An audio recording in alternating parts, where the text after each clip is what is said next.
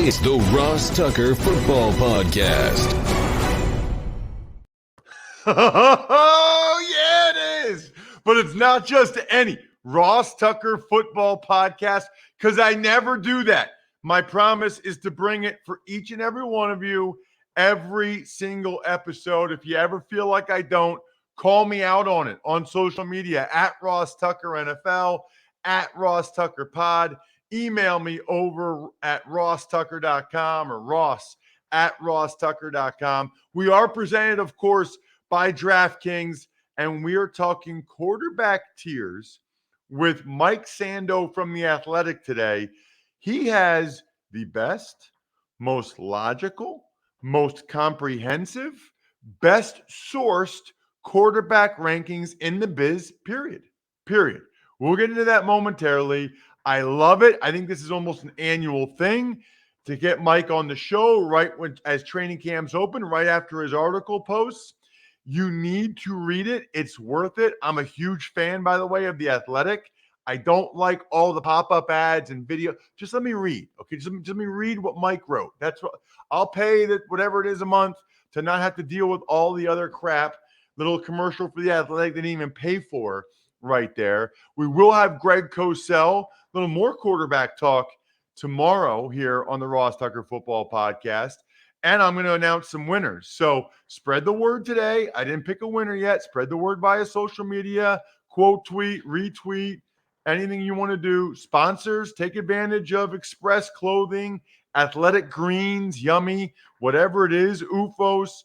And then the YouTube shout out, which I love, youtube.com/Ross Tucker NFL. More and more people really enjoying watching and listening to the show on YouTube. You can just put it on your laptop while you're doing other work or whatever. YouTube.com/Ross Tucker NFL. Big fantasy feast today with Joe Dolan, continuing his tiers of Dolan, which are huge for fantasy football purposes. It's big show time. The Big Show. As promised, I say it every time, by the way. I got to come up with something new. Every time I go to the guest, I say, as promised. We got my buddy Mike Sando from The Athletic. Mike, huge fan. You know this. I think I say this to you every year, but just an unbelievable job you do it. This is like your baby, isn't it? It is. It's really a labor of love, Russ. Every year I'm standing at the base of that hill before I've started going, wow, how the hell am I going to do this? You know, we're getting into you can't really start till after the draft because you need to know where everyone's going to be, right? Or who's even going to be a starter. And then it goes fast. The ascent goes fast. Pretty soon I'm done and I go, wow, that I finished. Yeah, you always have that feeling like, am I going to be able to do this? And we get it done and have a lot of fun. Mike is at Sando NFL on Twitter. He has 98,000 followers. I would love if people stepped up, follow at Sando NFL. Let's see if we can get him to 100K. That is a really, really cool milestone. And with the work that Mike put in, he deserves it. What I love about your poll, Mike, is a couple things. Number one, that they are grouped into tiers, because I do think that there are different tiers, and that's a better way to go about it. And you actually describe the tiers, which I'll let you do. By the way, everybody needs to read the article, but I know some of you are still too cheap and you'll never, ever, ever, ever, ever pay for internet content, which, by the way, you're paying with the annoyance of your life and time by having to click out of all those videos and pop-up ads. That's a whole other thing about time versus money. We can get into that at some point. The other thing is, no one has the same contacts and research to this extent that you do, Mike, which is the best way to do it, because anybody's one opinion is great, but it's one person's opinion. You pretty much get as close to a consensus as we're ever going to get. So let's start with that. Who exactly, I know you're not going to give names because it's anonymity, but who exactly do you poll and how do you go about polling them? Well, it'll usually shake out about like this, but this year there's 6 GMs, there's 8 head coaches, there's 10. I just put in an evaluator bucket that it could be a pro personnel director or player personnel director. I have 12 coordinators, there's 6 quarterback coaches, there's 7 that are execs they might be in salary cap or analytics or whatever. And I didn't come out with those numbers at the beginning to hit. I just know a lot of people in the NFL, and you can't get everybody in every year. My vacation schedule may not line up with a coordinator's, and we may play phone tag or whatever, but I do have enough relationships and people enjoy it. And I've learned, I didn't come up with the tiers really. I mean, I learned it sort of organically by really trying to drill down and talk to the people that I know in the NFL about what they think is important at the position. And so, that has been the biggest part of growth for me throughout this. And then, some people I might get on the phone right away. Other people may, send me a screenshot of a ballot. Somebody might call me, email me, whatever. But I try to talk to as many of them of the 50 as I can in a given year, and just have really robust discussions and drill down on, wait a minute, what are you thinking here? Because there are just totally outlier votes. If you just talk to one person, you would have it might not be good, because you might talk to that one guy who had Patrick Mahomes in tier 2. Well, we don't want him in tier 2. He's clearly tier 1, but we want to know why he thought that, right? That's the interesting part of it. It doesn't invalidate his opinion. So I go through that whole process of tons of conversations, just trying to learn. And in the end, I try to put it all together in a way that is entertaining, but I try to be fair too. Let's describe the tiers, Yeah. Mike, because I thought you said something very interesting there, which is you've kind of learned the tiers, which I think is fantastic, because it's a different way of categorizing NFL quarterbacks. So you have 5 tiers, if you want to just describe them, because I think that's a very interesting part of it. Yeah, so tier 1's the best, tier 5's the worst. And basically, the closer you are to tier 1, the less support you need theoretically to be successful, or your team to be successful. Everybody needs a baseline level of support, right? If I went out and lined up with Aaron Rodgers, they wouldn't win a game. But we assume you have some kind of a baseline level. So tier 1 can carry his team each week. The team wins because of him. And then this is sort of the interesting part of it. Expertly handles pure pass situations, Russ, because as you know, as a player, there's certain points in the game when our play action game or our complicated run game isn't going to be there. It's going to come down to, hey, can my quarterback throw to win the game, right? Everyone's been in those games, and that's when it doesn't look as good for somebody in tier 3, right, as it does to tier 1. So tier 2 is just, you can carry your team sometimes. You might handle those pure pass situations in doses. And you might have some other special attributes that could elevate you above tier 3, but you're going to have a hole or two in your game. I feel like if you're in the top 2 tiers, your team's probably not trying to replace you. Okay. Tier 3 is still a legitimate starter. I think years ago, Andy Dalton was a good pro quarterback. Jimmy Garoppolo, Kirk Cousins, they're really good pro quarterbacks. You might pay them, but ideally, you might have a little bit heavier run game, a little bit better defensive component to win. You don't want to have them in a high volume drop back game, Dan Foutsing it out there, right? They're still good.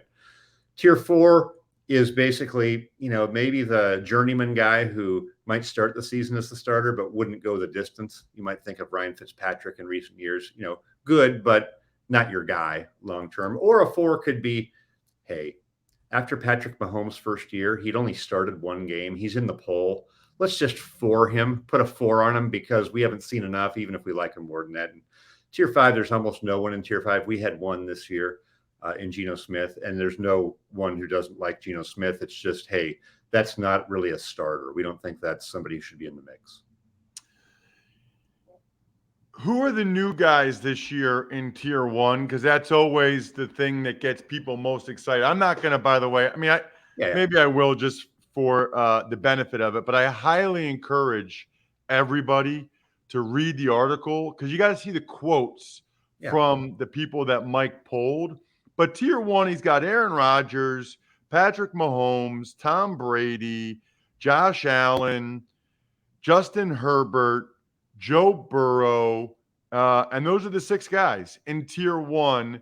I think Burrow and Herbert are the 2 new guys in tier 1. Is that right, Mike? Josh Allen also, because Josh had a couple of up and down years to start his career and then had a really good year, and people sort of put him at the top of tier 2 going into last year with some debate, but he showed it again with another really good year that, he wasn't having those meltdown games like he'd had before. So he ascended into tier 1 this year also. Okay, Mike. Now, look, I know you're not the one doing the evaluation, but are we sure that Justin Herbert and Joe Burrow are tier 1? Because I do think it's interesting to see those guys ranked ahead of Super Bowl winning quarterback Matthew Stafford, Super Bowl winning quarterback Russell Wilson, Deshaun Watson, etc. Yeah. Herbert has yet to take his team to the postseason. And I'm a big Joe Burrow fan. To me, it feels like a small sample size to be convinced that he's definitely a tier 1 guy. Just curious your thoughts on those 2 guys and what the feedback was that you got. I agree with you that I would have no problem if they were at the top of 2 and people said, look, we want to see it again. I think Herbert, you're right, he's 15 and 17 as a starter. But I think with both of those guys, no one in the league sees a fatal flaw or any reason why they're not going to be. I think with some of the other ones, Josh Allen early in his career, you wondered. I mean, he was kind of all over the place, right? I mean, he didn't really have control of his game. Justin Herbert has come out and been the best player on the field for 2 years in a row. By the way, 2 different coaching staffs. People who have seen him have come away with a visceral reaction like, wow, I knew this kid was talented, but he was kind of making a mockery of us out there. So I agree it's a little early, but that shows the confidence they have in him because this group of people, these voters, they do not anoint at all. Joe Burrow was somebody after his rookie year. He was in, I think, the bottom of tier 2 after a rookie year in which he tore his ACL and had a very bad losing record. But people who played him were like, oh my gosh, the defensive lineman, the guys were coming back to the sideline going, this is a real guy. So that shows an unusual amount of confidence in 2 players that I agree with you. Ideally would have either a little more team success for Burrow or for Herbert, who has really had bad defense, special teams component. That's really the reason. And then Burrow, who, like you said, he's had one good year. Like, would it surprise you this year if Burrow had a big interception year or right? Would it surprise you if he sort of came in next year at the top of tier 2? I think it is early, but that shows you the confidence. What were some of the other big changes this year, if there were any, in terms of quarterback movement, guys switching tiers? Yeah. So Allen Herbert Burrow moved up a tier. Russell Wilson and Deshaun Watson moved down a tier. I think Watson, for obvious reasons, I don't think the opinion on him as a player has changed. It's just, geez, he missed a year. Where's his mind at? Is he even going to play? That sort of thing. And then Russell Wilson has had a year and a half that weren't quite as good. And I think there's some debate or curiosity. Hey, was this just the end of a bad marriage? And he just not going through the motions, but you know what I mean? Didn't have the same sizzle or the same excitement that he brought to the job before. Or are we seeing the start of a decline of a player who, even at his best, was reliant to some degree on the play action, the running game? Early in his career, had a great defense. I think this is a big time in his career to maybe go try to prove that, but he's come down. Wilson was unanimous tier 1 2 years ago, so he's come down. Derek Carr moved up from 3 to 2. I think there's been, he fought early in his career with the perception that he wouldn't stand in there, that he wasn't the toughest guy, that he maybe wasn't the best leader, that sometimes he might throw the ball away in a critical 4th down late in the game. And you're going, what are we doing here? But I think he's earned some respect over the last couple of years, certainly this last year, weathering the John Gruden situation, the Henry Ruggs tragedy, and getting that team to the playoffs and just conducting himself in a manner that was admirable. So he moved up. Tannehill kind of came down a little bit. Jalen Hurts and moved up into tier 3. And then I think Winston was just on that 3-4 border, Jameis Winston. So he moves into 3, but I don't think opinions of him have shifted dramatically. He just showed a little bit better, production last season while he was healthy. Stafford, tier 2 is Stafford, Russell Wilson, Deshaun Watson, Then you get into Lamar Jackson at 10, Dak Prescott at 11, Derek Carr at 12, Kyler Murray at 13, Matt Ryan at 14, and then you get into Kirk Cousins at 15. He's the top of tier 3. Yeah. What kind of feedback did you get on Kyler Murray? Because he's obviously in the news this week. I'm going to talk in a little bit about the contract term. Did any of the evaluators or coaches say anything to you, Mike, that because I know you got these quotes before Kyler's contract or whatever, but did anybody say anything that would indicate that perhaps his level of preparation wasn't where it should be?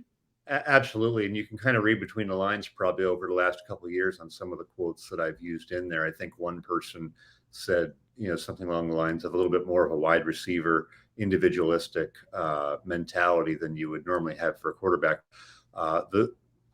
The stuff, at the same time, you need to be fair to who you're talking about. So I've had a lot of conversations with people in the league that line up exactly with, hey, if you had to pick one quarterback in the league who might have to have a clause to really grind and put in the work on it, that's who I would have picked that it was. But you're obviously measured in what you use in the piece to be fair. But and so we were, but I think that it's not a surprise at all. I mean, it's a surprise that anyone would have that in their contract. But if there was one quarterback in the league, let's just say who'd been in the league for a year or two and was perceived to be a viable, good quarterback who would have that, I would have guessed Kyler Murray for sure, and people in the league would have too. Yes, from what I've heard, and I'll get into this, I would have as well. Any other surprises in your mind, Mike? I mean, obviously you're compiling a list, so maybe not, but guys that were higher or lower than you anticipated? So one of the things that I look for in somebody who is a young player who hasn't played enough, maybe they just had 1 year, especially if they were an early draft pick, is a little bit of the wow factor. Like I said, Burrow after his rookie year, people were like, hey, I don't care what his record was. This guy was real, right? Or you can remember Andrew Luck early in his career. Of course, they did win, but wow, there's a wow factor. I thought for some of the young guys, and let's just lead it off with Trevor Lawrence, nobody was saying they were going to be terrible, but I didn't pick up on the, hey, I know it was a mess in Jacksonville, Urban Meyer situation. Look, give Trevor Lawrence a mulligan, but man, there's 3 or 4 plays in that game where I just said, wow, I didn't get that sort of feedback. Doesn't mean he's not going to be an excellent player, but I didn't get the commentary on Trevor Lawrence about his ceiling that you might hope for a young player. I thought that was kind of interesting. That is interesting. What about fan feedback, Mike? Yeah. What's the were there any rankings? I mean, look, obviously fans devour lists. They're always going to disagree. Were there any that the fans really jumped on and had a big time problem with? Well, yes, but some of that is because when you do a piece like this, people will take out of context a comment that was made in it. And I think for sure this year that was Lamar Jackson. Lamar Jackson actually got a better average tier vote this year than last year. He's highly regarded in the league. People do respect him. The issue that the people in the league have is when you're describing tier 1, there is that component of expertly handles pure pass situations, right?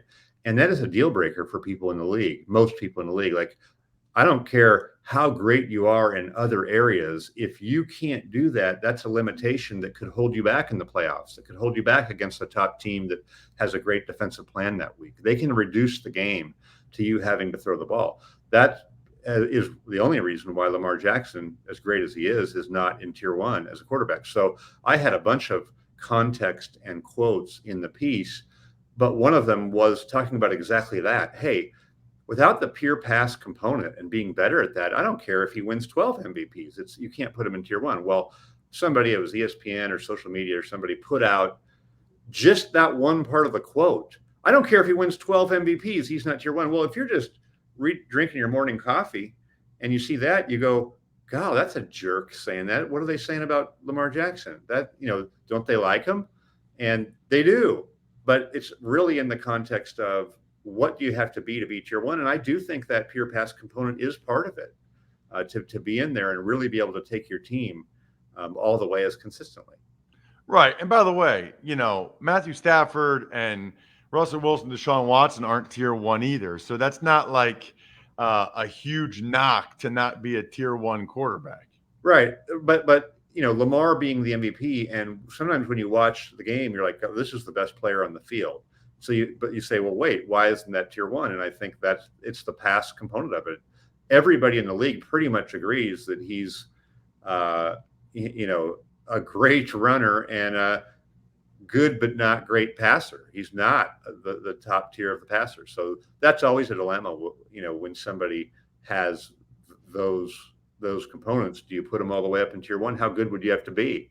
If they win the Super Bowl, do you just put them in tier one anyway? You might. They haven't been able to do that. He hasn't had as good of a time in the playoffs when he's had to throw the ball, and that's the next step for him and them. Their offense too. It's not just him. Last question, Mike. Who are the guys that have a chance or an opportunity? I guess any of them could be in this category, but have a real opportunity to move up a tier or two in your mind or in the mind of the people that you polled? Yeah, I think certainly if Stafford were to do it again or make another deep run, there's just so much body of work on there that people aren't going to just completely change overnight. He had great support from the Rams. Their defense was lights out, but I think certainly if they were to keep doing that, he may inch over the line. For sure, Russell Wilson and Watson. I mean, they've both been in tier one before. Perception of a little bit of decline and certainly of production for Wilson. So those are two guys that aren't at the end of the road. The rest of them, we talked about Lamar. I mean, I think we know what he has to do. I don't feel like the bottom of tier two has somebody. And really, as you get down towards the, into tier three and tier four, I think tier three, someone was joking with me, that's sort of the heavy play action group, right? That's the Garoppolo, Cousins, Tannehill, Baker Mayfield. You don't want to put it on their shoulders. I don't think that changes. And of the young guys in tier four, I don't sense that. I don't sense, even if people like Justin Fields, they don't think he's going to be a one, right? Or Zach Wilson, even though it's early. So, we may have a good number of young tier ones that have filled in for the Drew Brees and Roethlisberger and Rivers exits, but I don't know that we have them down in tier 3 and 4 right now. Check him out on Twitter at Sando NFL. I'm hoping by tomorrow he's got 100,000 followers. If you guys can step up, Mike deserves it. Awesome job, Mike. Thank you so much for the time again this year. Sure appreciate it, Ross. There he is, Mike Sando from The Athletic. Love his column. It is fantastic. Just like I love athletic greens. I don't know many people that love eating vegetables. I put myself in that category, which is why I started taking athletic greens. I also felt like I'd rather drink a drink like this than take another pill like a multivitamin. This is essentially 75 high quality vitamins, minerals, whole food source superfoods, probiotics, and adaptogens that really helps you start your day right, which is what we all want to do, right? This is better than a multivitamin. And the founder was having gut health issues. And he was on all kinds of supplements to try to fix it. It was like $100 a day. After Athletic Greens, his gut much better for less than $3 a day. To make it easy, Athletic Greens is going to give you a free 1-year supply of immune supporting vitamin D and 5 free travel packs with your first purchase. All you have to do is visit athleticgreens.com/Ross. Again, that is athleticgreens.com/Ross to take ownership over your health and pick up the ultimate daily nutritional insurance. Tuck's Takes. Good morning, Ross. Let's start today with Kyler Murray. His contract, as you and Mike talked about, requires 4 hours of independent study every week. Obviously, the Cardinals not very convinced that he can do it on his own without that. This is not a big surprise to me that the Cardinals have a concern here. I had heard from people that his work ethic, the time he puts in away from the facility was a major concern. Evidently, he is a big video game guy, like as big as you can get. And I would, a lot of guys, these are young guys in their early 20s, mid 20s. A lot of them are into video games, but to the point where it's a concern. it was a concern. The interesting part I think about it is obviously the Cardinals felt compelled to put this in the contract. They had to know it was going to get out. So on some level, I guess it makes them look bad that they gave over $100 million fully guaranteed at signing to a guy that they don't really trust. On the other hand, maybe the reaction they've gotten or that's been received nationwide, maybe that's what they wanted. Maybe they wanted Kyler Murray to be embarrassed by this and to put a chip on his shoulder to prove that he can sustain a higher level of performance and really take it to another level throughout the year. It's fascinating. I mean, I've never even heard of this. It is going to be very interesting to see how Kyler Murray handles it with the media. I mean, he's going to have fans razzing him about this. It's going to be a challenge for him and the Cardinals organization. Tuck's Takes. Bears sign lineman Michael Schofield, but Roquan Smith staying away as he awaits a new contract. Also, Bears sign Riley Reif to a one-year deal worth up to $12.5 million, with $10 million likely to be earned. Right. So I think a couple things. One is I feel a lot better about the Bears offensive line after this, right? I mean, to be able to get Schofield solid, I think he started like 80 games. Riley Reif is solid. They're not studs, but the Bears needed a couple more competent starters, right? They needed guys to go with Lucas Patrick, to go with Cody Whitehair that they felt good about. Now they can have the young guys learn at their own pace and have those other three guys compete for the other tackle spot, which I really like. Sounds like Roquan Smith ended up reporting, but is not participating until he gets a new deal. Tuck's Takes. Joe Burrow goes under the knife, has an appendectomy, and also Chiefs wide receiver Justin Ross goes on IR. Well, if you're going to get an appendectomy, I guess the start of training camp's a good time to do it. So you miss out on, the dog days of summer a little bit, but you will have plenty of time before the season actually starts to be ready. So I think that's fine for Joe. As for Justin Ross, this young man just can't catch a break. I mean, there's at this point no other way to describe it. We know about the neck issue. Now I guess he had a foot surgery, and the foot surgery is why he's not able to participate. I guess the only good thing I would say for Justin is he will be paid for this year. If he's on IR for the whole season, he'll get paid money for his football ability this season. He'll have another shot next year, which I like. Almost as much, by the way, as I like the fact that you guys can get a risk-free bet up to $1,000 right now at DraftKings Sportsbook. Just use promo code Ross only at DraftKings Sportsbook to get that risk-free bet up to $1,000. That's amazing. But I'm sad for Justin Ross that he's hurt. I'm happy that he'll at least get some money this year out of his football ability because there was a chance he wasn't going to ever get $1. Tuck's Takes. Several guys retired over the past couple of days, including Denzel Good from the Raiders, Danny Amendola, and Buster Screen. Also, Chris Carson retired due to a failed physical. Denzel Good, I think the Raiders were kind of counting on him to be a part of what they're doing, so that's a concern, definitely from a depth standpoint for them and potentially from a starter standpoint. Amendola, I think, is another guy that played 13 years. Been a lot of guys that played 13 years retiring recently. Just an awesome career. I mean, to be a little dude like that, just tough as nails. I remember when he was on Hard Knocks with the Cowboys and battled, found a way to get on their practice squad. Just so pumped for him. Chris Carson will get some money. He has a bad neck like I had, which ended my career. Now these guys in the latest CBA, they have injury protection benefit, which means if they're still under contract for the next year, they get up to $2 million of that contract for the next year if they can't play anymore. So Chris Carson will get $2 million this year, which is a really, really cool benefit that the players negotiated that doesn't get talked about enough and that we didn't have when I was playing. Tuck's Takes.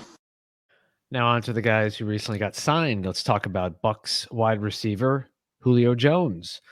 Giants, Nick Williams. Saints signed Nick Martin and Malcolm Brown. Dolphins signed Mohamed Sanu. And the Cardinals signed D-tackle Robert Kimdiche.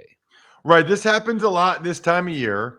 Teams don't want to sign guys until camp starts because why would you do that? But they have a need. You know, the Bucks wanted one more receiver. Giants need another D-tackle. Saints want interior O-line depth. Everybody has reasons for signing these guys at this point. And I think these guys want to sign, get in camp to make sure that they're on a roster, make sure that they're, frankly, for a bunch of them, on the opening day roster so that their salary is guaranteed, which makes a ton of sense.